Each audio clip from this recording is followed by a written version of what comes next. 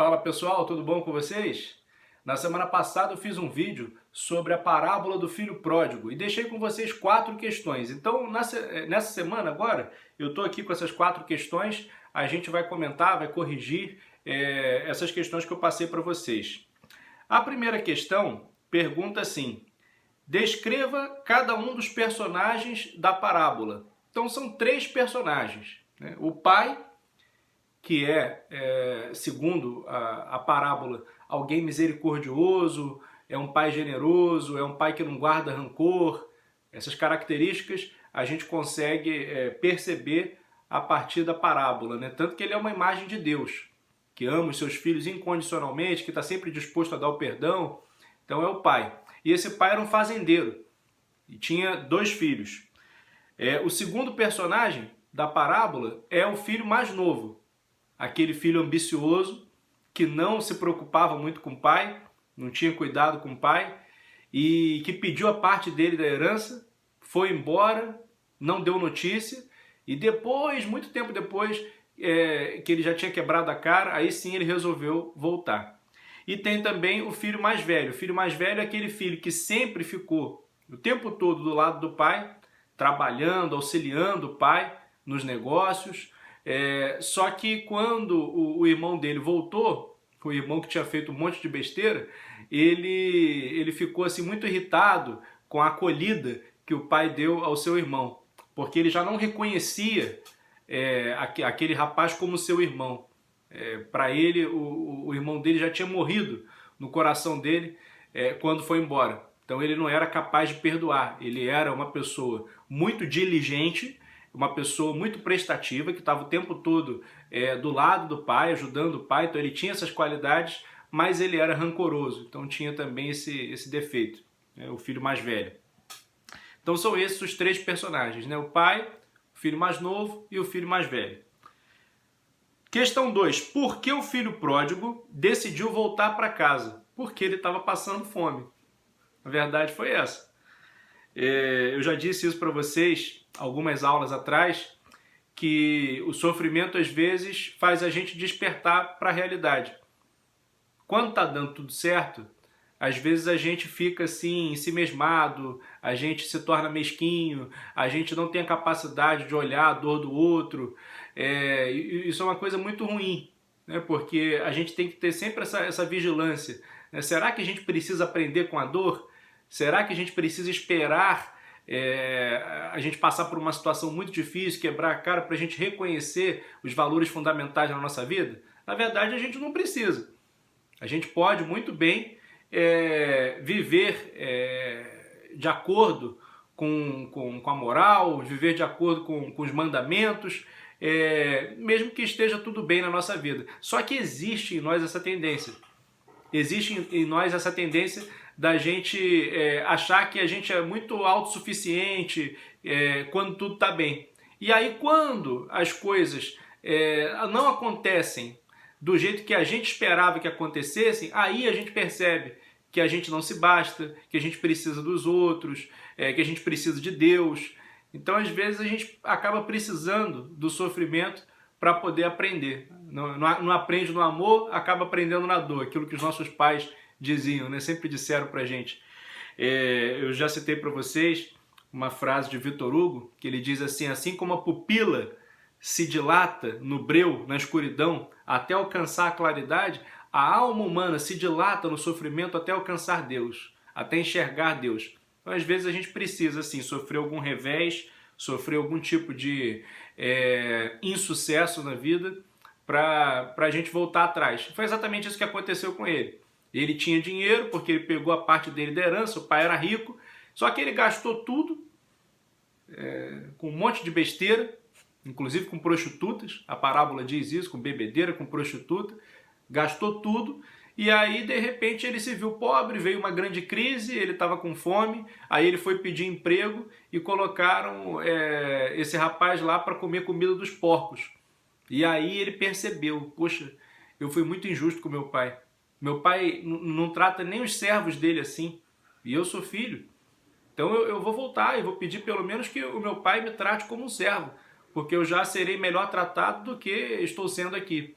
Então foi isso, né? O que despertou nele a consciência de que ele tinha se desviado do caminho certo foi justamente o sofrimento. Ele aprendeu com o sofrimento. E aí sim, aí eu acredito que ele tenha sido tomado por um genuíno arrependimento, porque caiu a ficha, ele caiu em si, e aí ele percebeu que ele tinha cometido uma grande injustiça contra o pai. Mas antes, quando tudo estava dando certo, quando ele estava lá esbanjando os bens dele, ele não tinha percebido isso ainda.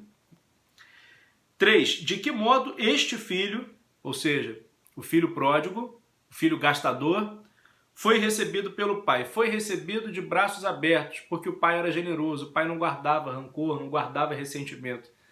Quando uma pessoa se humilha e vem pedir perdão pra gente, a gente não tem que ficar apontando o dedo e jogando na cara dela as coisas erradas que ela fez. Para que humilhar quem já está humilhado? Então essa postura do pai a gente tem que aprender. Ele conseguiu perdoar o filho. Na verdade, ele esperava pelo filho, esperava pela volta do filho. E a volta do filho foi motivo de grande alegria para ele. Tanto que o filho já tinha um discurso pronto, né? Pai, pequei contra os céus e contra ti, já não sou digno de ser chamado teu filho, me aceita pelo menos como um servo. E ele nem deixou o filho terminar o discurso e imediatamente já encheu o filho de beijos e pediu que matasse um novilho gordo e deu para o filho uma festa, deu roupa nova. Eu imagino que o filho estava assim, como estava passando necessidade, né? Devia estar com uma roupa muito velha, devia estar com uma aparência ruim, passando fome. E aí ele foi logo e tratou de cuidar disso, né? De cuidar do filho, cuidar das feridas do filho dele, feridas físicas e feridas espirituais também. Então o perdão tem essa característica, né? Como eu já disse para vocês, o perdão liberta. O perdão liberta o pecador.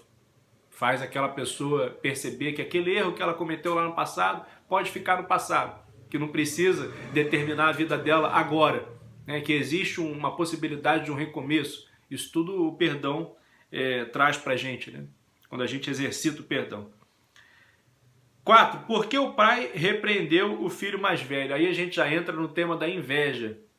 Vejam, o filho mais velho foi um bom filho. Sem dúvida.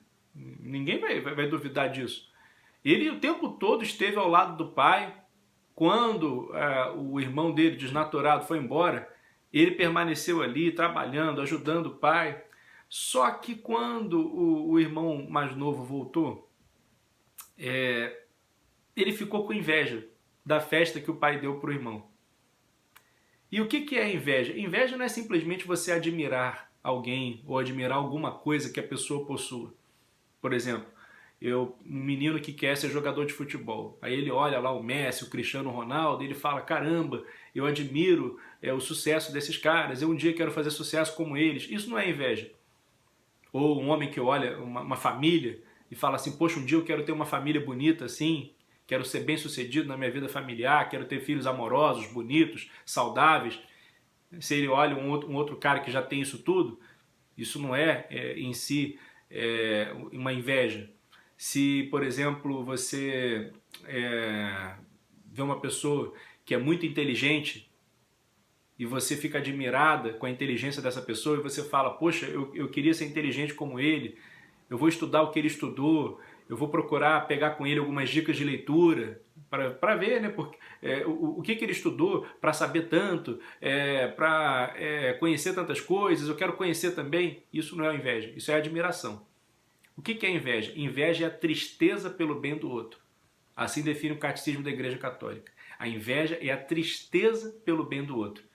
Então não basta você admirar a pessoa, não, você quer que a pessoa deixe de ter aquilo. Você quer ter aquilo no lugar dela. E foi exatamente isso que o irmão mais velho sentiu. No fundo, ele não queria que o irmão mais novo voltasse, que se arrependesse, que se emendasse, que se corrigisse. Não, ele queria que o irmão mais novo continuasse lá e que ele fosse o único filho bom. E para ele não fazia diferença, né, se o irmão estava perdido, por onde o irmão andava, porque ele simplesmente já tinha desconsiderado, já tinha riscado aquele irmão da vida dele. Isso fica muito patente quando ele diz assim para o pai, esse teu filho que agora voltou. Então ele trata o irmão com desprezo, ele não fala o meu irmão. Ele já não tem mais a capacidade de nutrir bons sentimentos em relação ao irmão dele. mas trata o irmão com desprezo. E por isso o pai o repreendeu. Ele poderia muito bem olhar aquela festa que foi dada para o irmão e depois falar para o pai: poxa pai, eu queria ter uma festa assim também. Tenho certeza que o pai daria. Mas não era esse o movimento do coração dele. O movimento do coração dele era um movimento de inveja, de ressentimento, de rancor. E isso é muito nocivo, isso é muito venenoso, isso é muito ruim. Por isso o pai o repreendeu. Então, essa parábola nos ensina que Deus é esse Pai misericordioso. E nós devemos tratar a Deus como Pai. São Basílio Magno, que foi um grande santo da igreja, um dos santos do tempo da patrística, ele dizia assim, que existem 3 maneiras de nós nos relacionarmos com Deus.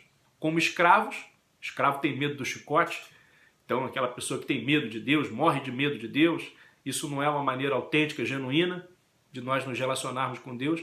A gente tem que ter medo de ofender a Deus, medo de ferir o amor dele, mas não medo de Deus. Então essa relação do escravo não é boa. A segunda, a relação do mercenário, daquele sujeito que faz barganha. Olha, você me dá isso que eu te dou aquilo outro. Eu faço uma oração, eu pago uma promessa desde que você me dê um emprego, desde que você me dê saúde. Deus também não é um comerciante, né, com quem a gente possa barganhar. Então essa relação do mercenário também não é legal. E existe a terceira relação, que São Basílio Magno fala, que é o sentimento que nós devemos nutrir para com Deus, a relação de filhos. Filhos que se sabem amados por seu pai e que querem corresponder a esse amor. Então é dessa maneira que nós devemos olhar a Deus. Não foi à toa que o próprio Jesus, nessa parábola do filho pródigo, coloca o pai como simbolizando Deus, o amor que Deus tem por nós. Mesmo com as nossas faltas, mesmo com as nossas misérias, Deus está sempre de braços abertos para nos receber, assim como aquele pai recebeu o filho pródigo. Então é essa lição, que essa lição possa ficar para a nossa vida, né? Essa parábola é uma parábola muito bonita, uma das mais conhecidas do Evangelho, e que ela inspire a gente mais e mais. Tá bom, galera? Grande abraço, até semana que vem.